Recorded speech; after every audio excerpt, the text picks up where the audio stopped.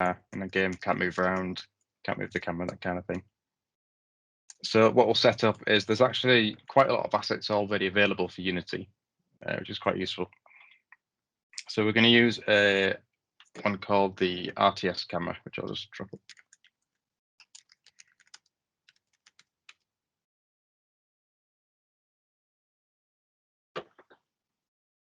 So if you go to the asset store in Unity, I think there's a link in here. So if you click on window and then asset store, what I'll tell you is that it's moved. You can just click on section line, and I'll bring that up.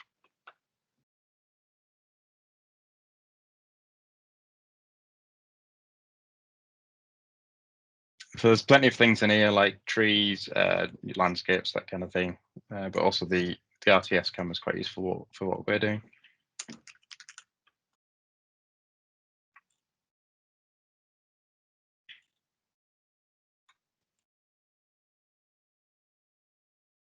The one I've used is just the first one in there.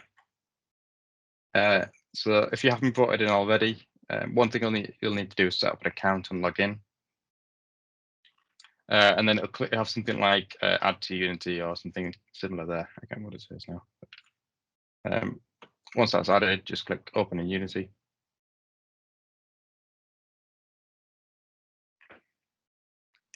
And that'll open the package manager. You can get this up as well by clicking on window and then package manager.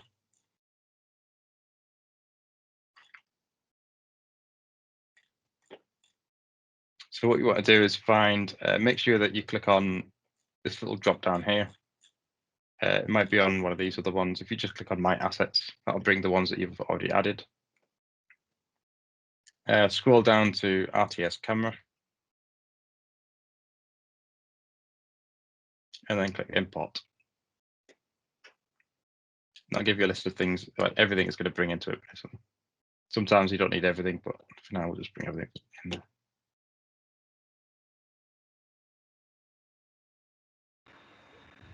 Where do you access the package manager from? It's up here on window at the top. So window and then package manager about halfway down. Yeah, got it. Thank you.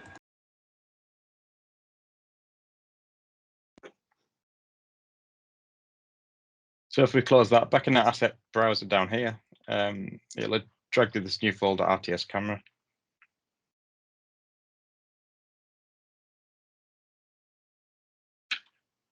And quite often things will be brought in as what's called a prefab. And a prefab is basically just a pre-created group of objects that are just grouped up with all their settings all preset for you, which is quite useful.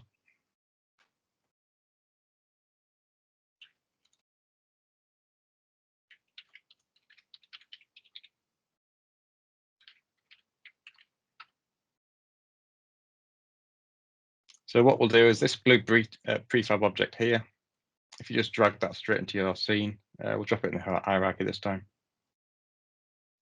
And you can get rid of the other camera that's in there, just select it and hit delete.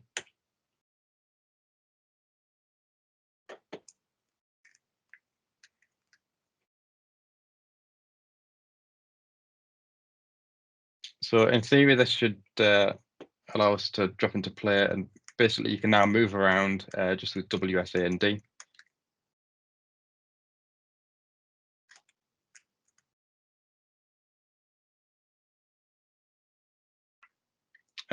But the viewpoint isn't really ideal for what we're going to do, so we'll do some tweaking. Just close that down. So if you select this RTS camera object, you'll see that it's got quite a few different things in here. It's got the transform properties, camera properties. There's target selector, which we won't use, and the RTS one here. So the first thing we'll do is go to the camera.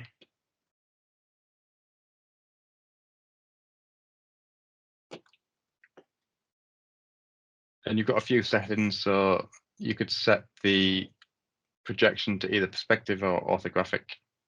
Orthographic, well, you should know what orthographic means, but you won't get your perspective in there.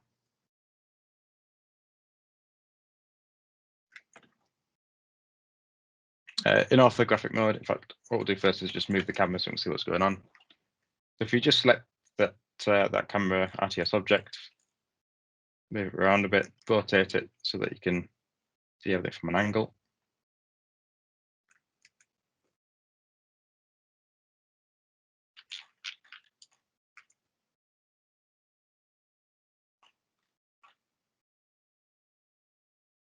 Upside down.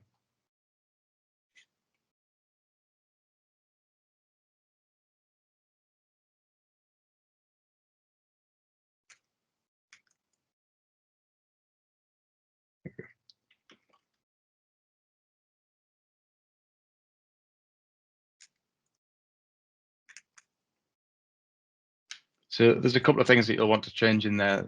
The size basically adjusts the camera angle of that particular camera. You might also want to adjust the clipping plane. So if you've got a particular large scene, the far clipping plane will be important. Sometimes you'll find that it starts cutting off the bottom of the scene, so you'll need to adjust this near clipping plane here. Just like you'll see that starts cutting off things at the bottom.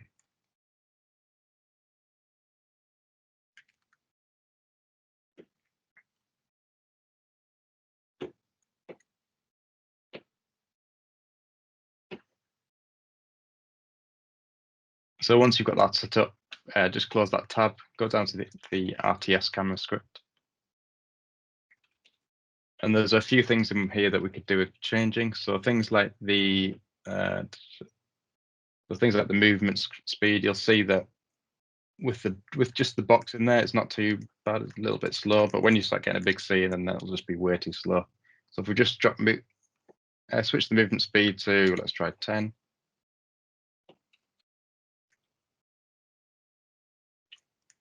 You also, it might be difficult to see from watching, but I can't go any further down than that, and that's because of this limit X here and limit Y. What I'd do is just turn off limit movement for now. You might want that on later if you're find that it's easy to sort of fall off the edge. And one thing you'll notice actually is that we're in play mode at the moment, and you can tweak settings, move things around, that kind of thing, which is really useful. But what you'll find is that if I untick play mode, all of that gets reset, so it turns back off limited movement, that kind of thing. So you can either make sure that you're editing outside of play mode, or if you want to actually save those changes, if we turn that off, right click on here,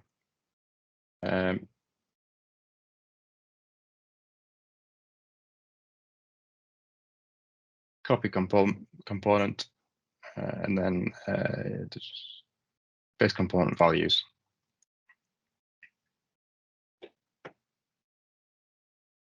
And that'll just set that. So there's a couple of other things in here.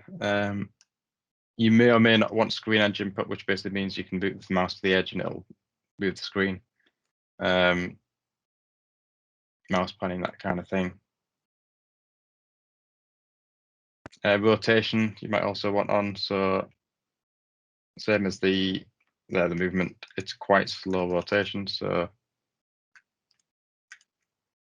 something like that.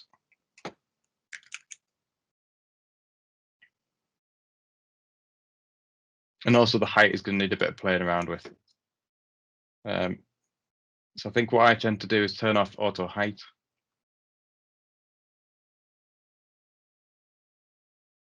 Which will let you move it around manually. And I just tend to turn all this off at the moment because it doesn't work very well with how we've got it set up, but you can play around with it anyway. That'll let us just adjust that. I think that was everything on the camera.